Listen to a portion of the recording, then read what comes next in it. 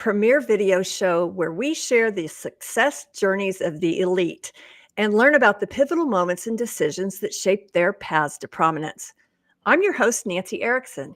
I work with high net worth clients, business leaders, celebrities, and influencers, and I offer them a really close, hand holding, white glove experience to write, edit, publish, market, and distribute their books worldwide. I'm the owner of Stonebrook Publishing. It's an award winning publishing house that publishes nonfiction books that can save lives, change lives, or transform society. Today, my esteemed guest is Dr. Kevin Daley. Kevin is a distinguished motivational speaker and published author. He's known for inspiring transformative change in corporate settings, conferences, and events worldwide. As the former captain of the Harlem Globetrotters and known as Special K, he's the visionary CEO of Daley Speakers Academy, where he leverages a unique blend of his athletic discipline and corporate success to empower professionals and organizations. Welcome, Kevin. I'm so glad you're here today. Well, thank you so much. I'm so excited to have this conversation with you. Yeah, well, you've been around and in the limelight, for a number of years. But can you tell us a little bit about your growing up years? I mean, where are you from? What was your family life like? Absolutely. So originally, and every now and then you may notice an accent, and that is because I'm originally from Panama City, Panama. Not Florida, Panama. Yeah. Yes, that's why I make sure that I mention that I say Panama, because a lot of people will say Florida. Yeah. And I'm still fluent in Spanish. That's why the accent comes out at times. Okay. But I grew up in I would say it was a middle class family at the time. However, my dad was an accountant and my mother was a teacher. However, my mom passed away at the age when I was 3 years old. Oh, so that left my dad as the sole provider, and he never remarried. So I grew up with my dad and my two older brothers. But we stayed in the middle class neighborhood, but we were no longer middle class because we didn't have as much anymore, which was very, very challenging because we were living in a place where it was highlighted the things that we lacked and the things that we didn't have. Right. Now, if you live amongst people who don't have anything, that everybody doesn't have anything, but we live in a place where people had stuff and we didn't. But it was a challenge, but it made me. I wouldn't change anything for anything. But I grew up playing every sport for fun. But I fell in love with basketball. And I think it was the fact that with basketball, you could play by yourself or you can play with friends.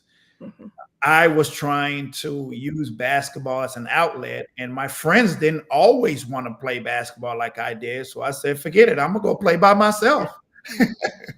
So, and then at the age of 13, we moved to Los Angeles, California, which was a bit of a change. Let me just interrupt you for a second. What took you from Panama City to LA? Well, I had no choice because I was 13. Well, right. I mean, but something took your dad there, right? Right. So, but my dad was trying to create some more opportunities for his kids. Wow. He wanted us to have some more opportunities that we could probably have in Panama at the time. So my oldest brother was 21. The middle brother was 18 and I was 13 years old.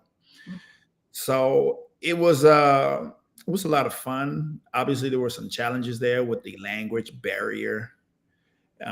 Also the gang life in Los Angeles, because we didn't move to the greatest area either, right?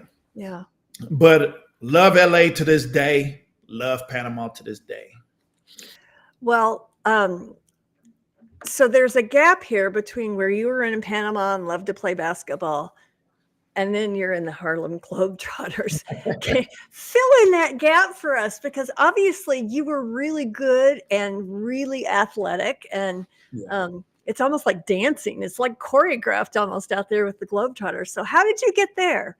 Yeah, it's very, very interesting. So I played high school, I played college basketball. And then after that, after college, I was playing basketball overseas in different professional leagues in different countries. Australia, Taiwan, Iceland, Turkey, you name it. I played there. But every summer I would come back to Los Angeles. And this particular summer, the place that I was playing at, I didn't make that much money playing. I just made enough to live. But then now it's summertime. It's like, now I got to make me some money. So I was really dead broke. But I wanted to play in every summer league. I wanted to play. Didn't want to miss any workouts because I wanted to be prepared for whatever my next job would be. In this particular summer, I was playing with an NBA player at the time, Paul Pierce. He was a member of the Boston Celtics, one of the greatest Boston Celtics players ever in the NBA. And he was making $10 million a year at that time. I was making zero. I was literally eating peanut butter and jelly sandwiches for breakfast, lunch, and dinner, literally. I had bought me a 1976 Cutlass Supreme to take me places, and it cost me $1,500. I literally didn't have anywhere to stay. The mayor of a city called West Covina, he heard about me, heard my story. He had connections with Panama, like family connections with Panama. So he said, you know what? He gave me 2 weeks stay at a hotel at a Holiday Inn in West Covina. 2 weeks stay. Now I'm playing in the summer. I'm doing very, very well in these leagues and these different tournaments. 3 days before I was supposed to move out of the hotel and literally about to live in my car, my phone rings. The Harlem Globetrotters had seen me in one of these tournaments or one of these leagues and offered me to come try out for the team. And they offered me a contract worth 6 digits, which is going from peanut butter and jelly to a 6-digit contract. Yeah. A lot of people may say, why didn't I just get a job rather than risking almost living out of my car? But I'm going to tell you what my mentality has always been, and it was back then. I was never worried about getting a basketball job. I was never worried about it. I knew that it would happen because I knew that I was putting in the time. I knew that I was working out. I knew that I was good enough, right? The only thing that I made sure that I focused on was getting ready for when I got that job. I think a lot of things that happens to us is whenever we want to achieve something, we worry too much about what could happen if we don't achieve it, rather than focusing on what if you do achieve it and making sure that you're prepared for when you achieve it. And that is the mentality that I had at a very young age. Wow. Well, so they offered you this contract, and then you were there for what, like 10 years, right? Yes. Yeah. And as the captain of the team, you must have learned a lot of things about leadership. And I wondered if you could share some of those lessons with us. Absolutely. 10 years as the captain of the team. That's a long time. Yeah. It really is. And and it happened like very, very quickly without me raising my hand to become that. Right. However, I went through a lot of teammates, and I created an acronym, a leadership acronym that I think could help people. All right. It's called the SMILES Leadership Formula, and it's an acronym. The S is for synergize, M is motivate, I is impact, L is lead, the E is an empower, and then the last S is just smile, have fun. So how did I create? As if you see the Globetrotters, everything is like a symphony, right? Everything goes together. If I throw the ball without even looking, I know that my teammate is going to be there, right? So it's just about making sure that we're synergized, right? Now, I was also the motivator, the M. I used to motivate my team. We played literally every single day when we were on tour. sometimes twice on Sundays and Saturdays. So in a week of 7 days, we may play more than 10 games. Mm, Okay. mm, So oftentimes I would have to motivate some of my mm. teammates to lift them up. Come Yeah. on, man, I mean, that's exhausting. Yeah. absolutely. It's Absolutely. So, and then at the same time, be that impactful player. One thing that separated me as a Globetrotter, that I had that position, and I was the only player in the history of the Globetrotters with we call it the showman. Most people would know Meadowlark Lemon, Geese Osby, Sweet Lou yeah. Dunbar in that position. That was my position, and I was the only player that has ever done an entire show in a different language. 100%. I used to do 100% of the show in Spanish when we went to Latin America, Oh. and it was just impactful, right? So Mm, I had a coach that would also always tell me, man, you got to separate yourself. Now, what does that mean? Separate yourself. Do something to separate mhm, yourself. So I always kept that in mind. So impact, and then be that leader that you want people want to follow, mhm, right? And be that leader, the example of a leader, and then also empower my teammates, mhm. them to be great at what they're good at, and me removing myself from there. And then we did the last thing we did it, and we did it well, which was smile and have fun. We did that a lot, right? Well, you still do that. I mean, you have such a pleasant, welcoming smile and demeanor and all, I mean, it's it's really interesting that when you smile, you attract a lot more people to you. And, anyway, so I'm just a little bit curious about the dynamics on a team because this can happen in a company, in an office, and whatever. Sure. People can bug each other, right? They can get on their each other's nerves and they can well, sometimes like in a performance thing, wanna be in the limelight Correct. all the time because you guys were entertainers, right? Yeah. So how would you deal with those kind of inner team conflicts and all? I mean, I would assume as a captain, you were there to smooth things out with people when they had some clashes. Sure. I think it starts in the beginning with letting everybody know some clear expectations about Mhm, their specific role, right? mhm, We were very, very good of letting people shine at the right time. Now, yes, it was me, the person that you would hear most of the time. It was me, the face that you would see most of the time. However, there were other teammates as well that at the right time, it was their moment, and I got out of the way. mhm, Right? We had dribblers, the ones that like Curly Neal that would go and dribble on the floor and do all these great things. That's their moment. We had the dunkers that would come in and do high flying things. That was their moment. So I think it's a matter of being clear so they know their expectations of their role and then allowing them to shine when it's their moment and mhm, giving them the times to shine mhm. as well. Yeah. Well, you have to do that in all kinds of leadership positions. You Correct. can't, if you have employees and they're good at something, you really need to let them be good at that thing and get behind, I mean, like out of the scene totally. Absolutely. And that's what creates just really satisfaction for them and loyalty to whatever you're working on together. So, well, Absolutely. I heard something about you and Michael Jordan. So, I'm curious, how are you 2 connected? Well, I used to be a double for Michael Jordan in commercials. Okay, did you do the underwear ads? That was not me. I think that was all him that time. I'm still wondering, boxers or briefs? One of the most iconic commercials that I did with him was a commercial when the present Michael Jordan, which at the time he was still in the NBA playing for the Washington Wizards.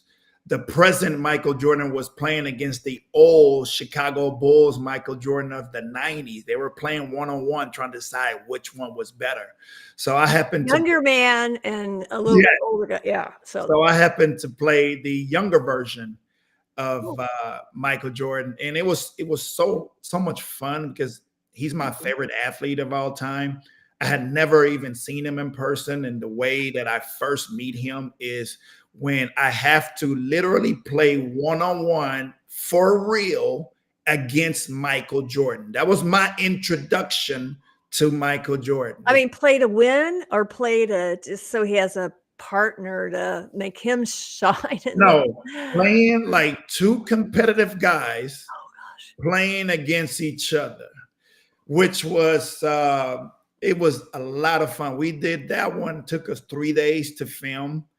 I got a chance to get to know him a little bit. I mean, I don't say that we are like I can just pick up the phone and call him, but at that Right. time we bonded a little bit, which was a lot Yeah. of fun. You know, I was a young kid, 23 maybe. Oh wow. Yeah.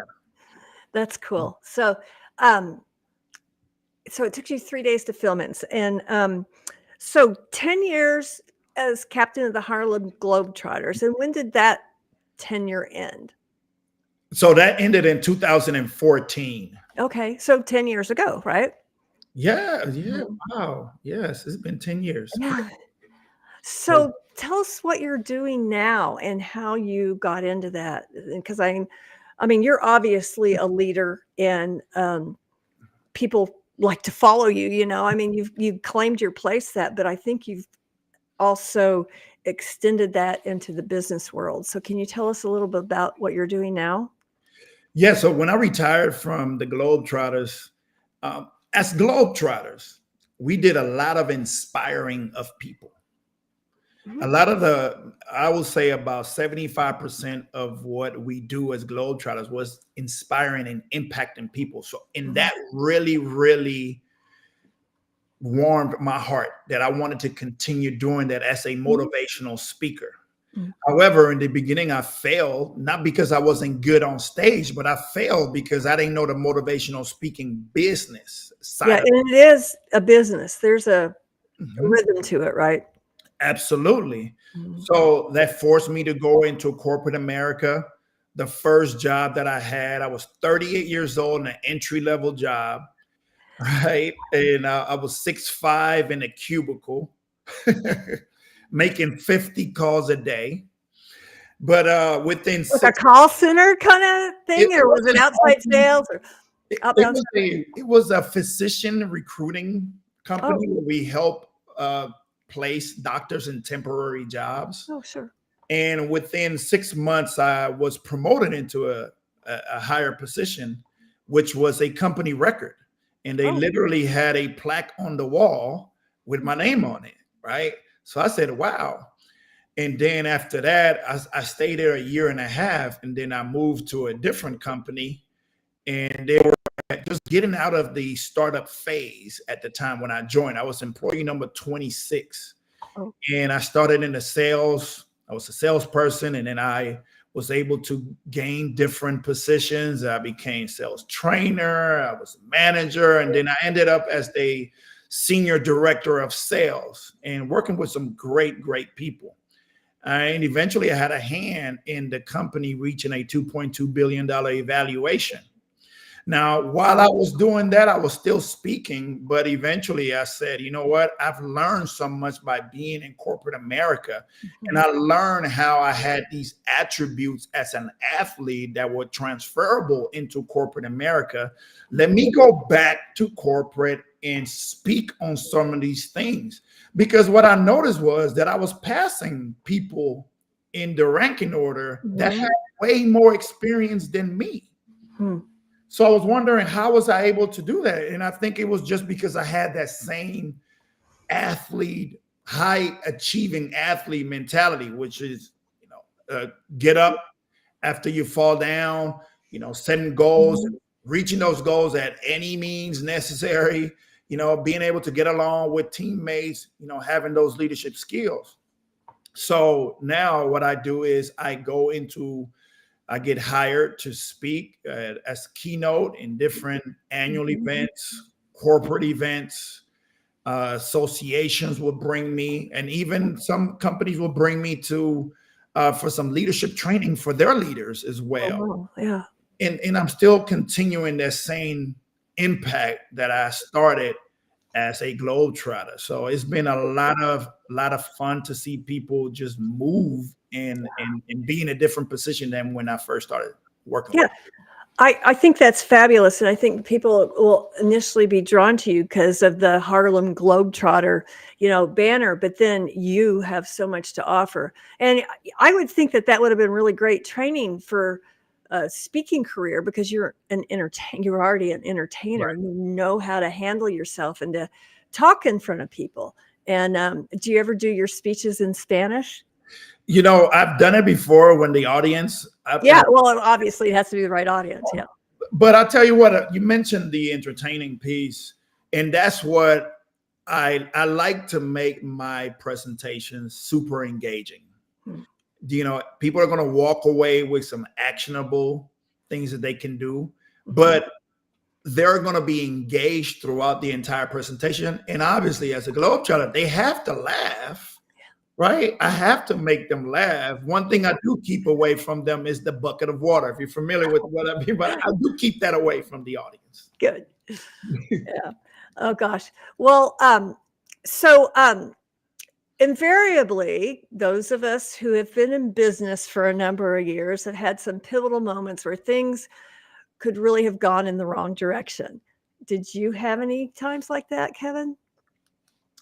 I think I had to make some tough decisions. Mm. One of the toughest decisions was to bet on myself and leave corporate and really try to hone in on the motivational speaking that I want to do. Right, that Yeah. was not an I mean, easy. that's risky. We all, It was not easy. no, it's risky because it's Mhm. just, you know, into the great unknown. And like you said, you didn't know the business of speaking. And Yeah, so I took a lot of lumps, right? I took a lot of hits, but eventually I figured it out, and I've been booked by some major corporations: Mhm. Microsoft, Paycom, Northrop Grumman. I was in Switzerland a few months speaking. I'll be in November. I'll be in the UK to speak, and now I'm even in a position where we opened up the Daley Speakers Academy, where we help other former athletes, coaches, and people in the sports industry to learn how to leverage their athletic backgrounds into paid speaking engagement. So Yeah, now, so tell us a little bit more about that. I mean, how did you decide to give back that way? yeah, because I knew that when I wanted to do it, the help that I needed, I just couldn't find it. So there was plenty of help out there on how to become a motivational speaker, but there was no help that was customized to where I was in life, Mhm. which was a transitioning athlete, which is a very, very that transition is it could be very, very tough mentally and emotionally. Yeah. So I couldn't find that help. So I figured that there were many other people in the same position, and there will be more in the future. Mhm. So I put together, along with some people smarter than me, we put together an entire curriculum just customized to former athlete coaches and sports professionals to Wow. help them make that jump Yeah. if they do want to do it full time or if they want to do it part time. We recently had a book just released. Yeah. I was gonna ask you about you're like a 4-time author, right? Yes, yes. Yeah. So this book came out last month, I think I read, yeah. It came out a few weeks ago as From Athlete to Superstar Speaker. So it literally teaches some of the steps that to take if you want to make that jump from an athlete to a motivational speaker. And I know I'm speaking to the queen of book publishing. So, Well, so tell me about a little bit. I would like to hear a little bit about your road to become an author. So, you yeah, know, I I know one thing about the speaking business, and that if you want to get on global stages, you have to have a book. yeah. In fact, people who aren't even are just on national stages, one of the first things they're going to say is, "Well, send me a copy of your book." And so, when did you? I mean, I think you've written 4 books now, right, Kevin? So, what are each one of them about, and how did you move through that process? Yeah, sure. So to become an impact, to be very successful as a speaker, you have to be known as an expert in something. Mhm. And I knew that writing a book would make me an expert in whatever the topic is that I write a book, if it's true or not, Mhm. right? I I tend to think that it's true for me, I think right? it's true. But the If first nothing else, you're an expert in Kevin Daley, right? exactly, which that was my first book. My Yeah. first book was my autobiography, which is called "I Never Stopped Smiling." And I tell you, this is coming from a person who had a hard time writing 2-page essays in college. Yeah. It was very, very difficult. However, with telling my story and the way that I did it, it just became a whole lot easier for some reason. Mhm. And I was just writing the way that I wanted people to feel whatever it is that they're reading. If I was laughing, I want them laughing. If I was crying, I wanted them to cry. If I was sad, I want them sad. Yeah. Right. So that's how I was doing it. And I left everything on the paper. I Mhm. wrote from the difficulties of losing my mother at the age of 3. I wrote about the challenges that I had, and also the ups that I've had in my life.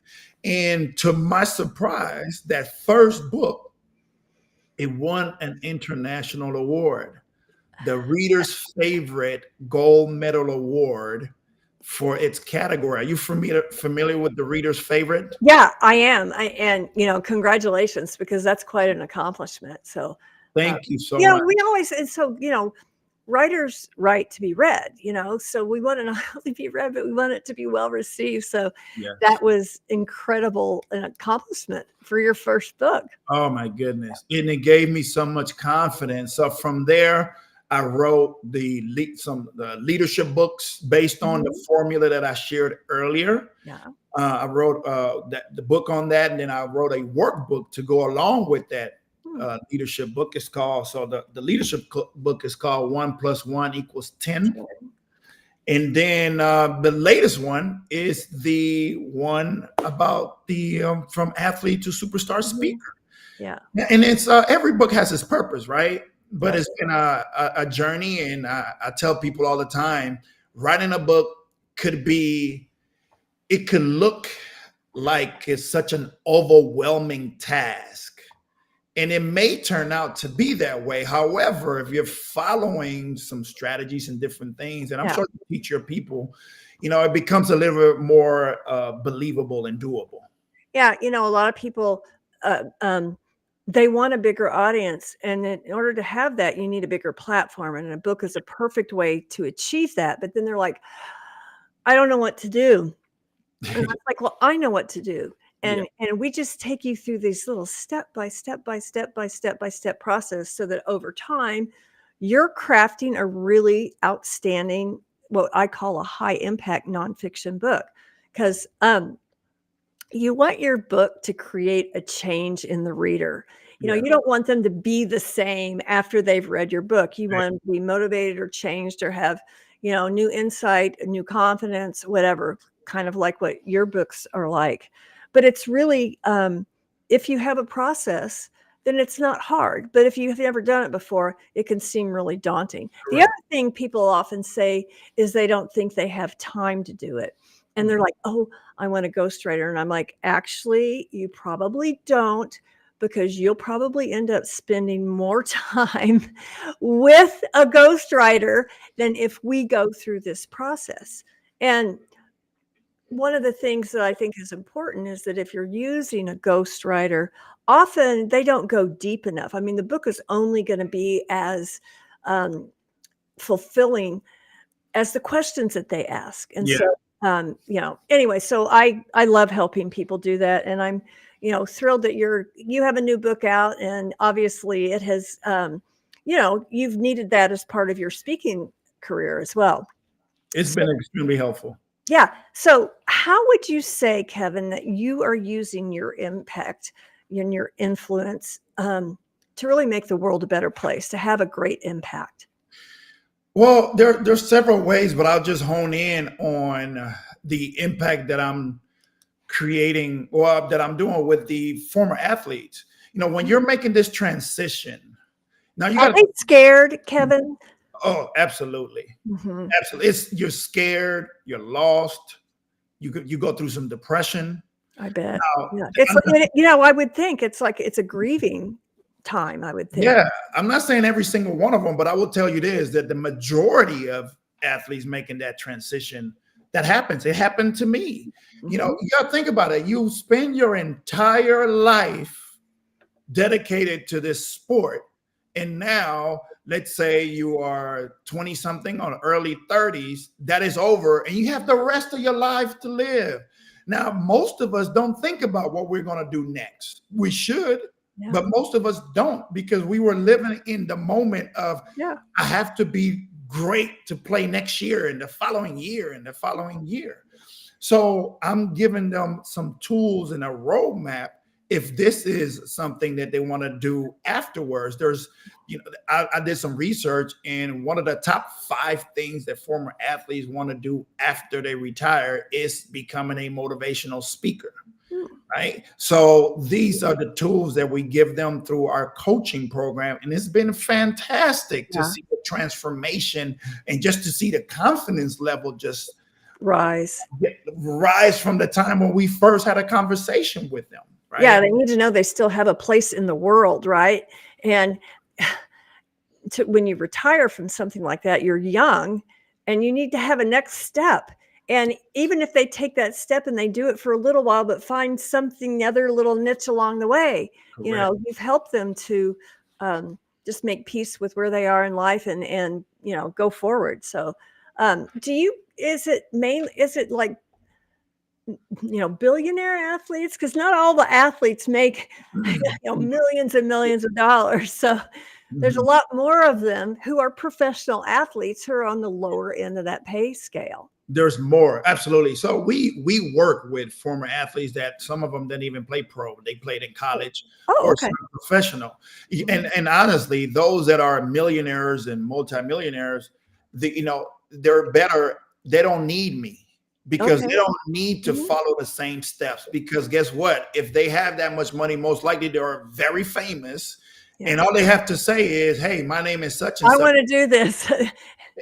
and people will hire them. Yeah. So, the athletes in that level, they don't need what we offer. So we help those that are not in that category, which is way more of them than there is of those that Mhm. are in the multi-million dollars. But yes, I'm glad that you asked that question, because a lot of people think that you have to have a big following, that you have to be Mhm. a household name, and you absolutely don't. I was a household name in some households, but not in Mhm. every single one of them. Right? Right. When a lot of these companies hire me, some of them may not even know who I am.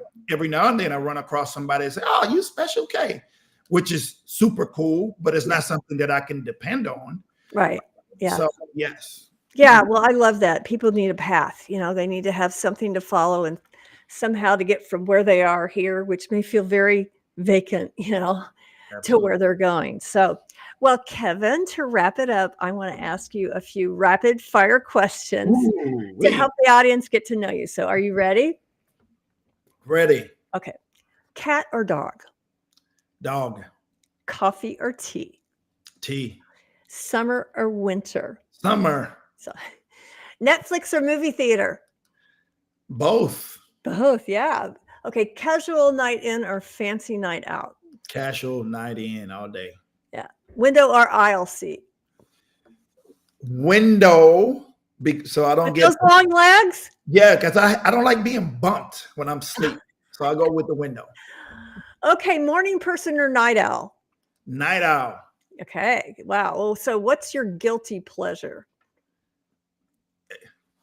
Cigars. Oh, that's crazy. I just it's so funny. And I talked to someone before who said the same thing, and they said, "And I like to dip my cigar in my whiskey." And I was like, I love cigars. "Okay." So, Kevin, you're multi-talented. What's something you cannot do? Wow. One thing that I cannot do. Uh, it Can shouldn't you be. sing? I can't. You know what? This one thing that I cannot do that I wish that I could do is sing. I know. I wish. I always wish that I could be an R&B singer of the '90s. That would be fun, wouldn't it? That's hard work too, though. I mean, it looks like fun, but anything in that kind of realm is a lot of energy expended. So, Absolutely. yeah. Okay, so where can our audience find you if they want to connect and learn more? Sure. So on all social media platforms, you can find me at Mr. Trotter 21, Mr. Trotter 21. But right here on LinkedIn, you can find me under Dr. Kevin Daley. Yeah. Right. My website is speakerkevindaley.com. Okay. And for those athletes who would like to explore the idea of motivational speaking, Daily Speakers Academy .com. You can reach out to us there. And we also have a free Facebook group that is called the Motivational Speaking Roadmap for Former Athlete Coaches and Sports Professionals. So find us. There's plenty of ways to find. Yeah, you're everywhere. Well, I really appreciate you being my guest today, and thanks for shedding light on what you do and how you're impacting the world.